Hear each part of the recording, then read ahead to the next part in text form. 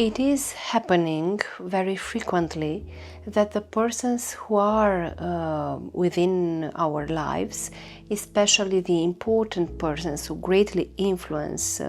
our life experiences, the members of the family, the best friends, the children, the husband, the wife, and so on, are persons who are already very well known to our spiritual being. We do have in the upper realms of higher dimension, in what we might call heavens, or what I call home, we do have a spiritual family. I mean, there are different souls who are quite close to us, and we tend to reincarnate together most of the time. But what's very important to understand is that we frequently change the roles. I mean, for example, someone who was our husband in our life, past life, might be our child today, or someone who was, let's say, our sister in a past life might be our mother today, and so on. So, depending on the life experiences our soul needs to acquire and to the important lessons we need to learn, we do choose to change the roles which we play in each lifetime on this stage, which is the terrestrial life. So not all the spirits which were in a past life of ours are coming back with us in the following life, but I repeat it once again, most of the important roles tend to be played by spiritual beings who are part of our spiritual family. Only that the roles might be changed in order to have a different perspective and in order to fulfill our important lessons. What is very, very important to understand is that when you do have in life a very strong feeling towards a person, and of course that might also apply to places or even to colors or any preference that you might have for a category or another, everything that gives birth in you to a strong reaction, being it either positive or negative, has an origin in your past lives. It is only that you don't remember anymore in your conscious mind why you do love very much a certain person or a specific color, or why you feel so great in a city that you visit for a first time during a summer holiday, or in a reversed situation,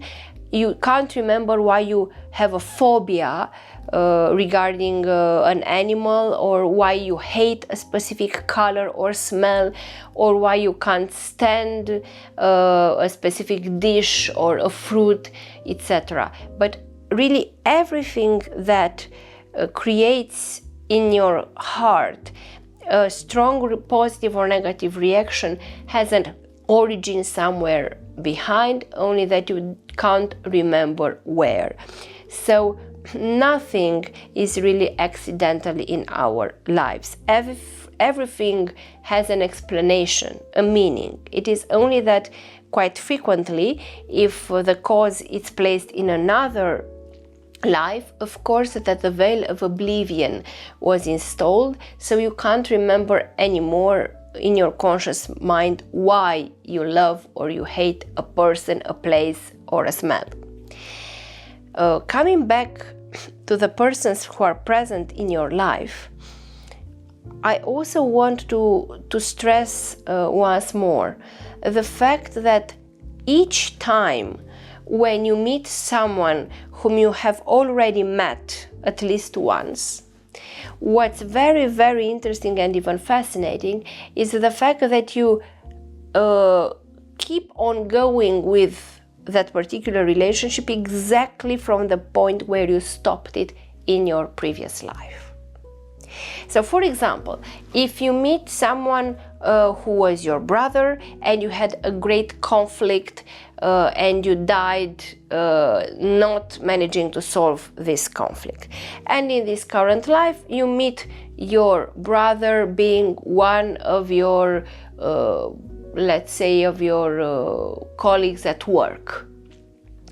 you will feel a kind of familiarity with that person, but in the same time you will feel the need of expressing the emotions or the words that you haven't stated before in your previous life, trying to continue that conflict that you had. And of course that you might eventually solve that conflict, or what's worse, you might continue it. It depends on what you have to learn, on the level of understanding, the level of wisdom of the two spirits, and so on. So it's very, very interesting, and it was one of the most fascinating things for myself to understand, is that any relationship that I ever had kept on continuing itself in the next life exactly from the point where we left it. Only that, of course, we are not conscious about this process. I found it even amusing to notice that not even the smallest details are left behind. And I think it's an example that I might have already offered to you in this podcast, is that, for example, in a past lifetime, when I wanted very much to give my own watch as a gift to a very important person in my life, and unfortunately I hadn't had the occasion to fulfill this desire because the watch was stolen before I could give it to the other person. In this current life, when I met the same spirit, I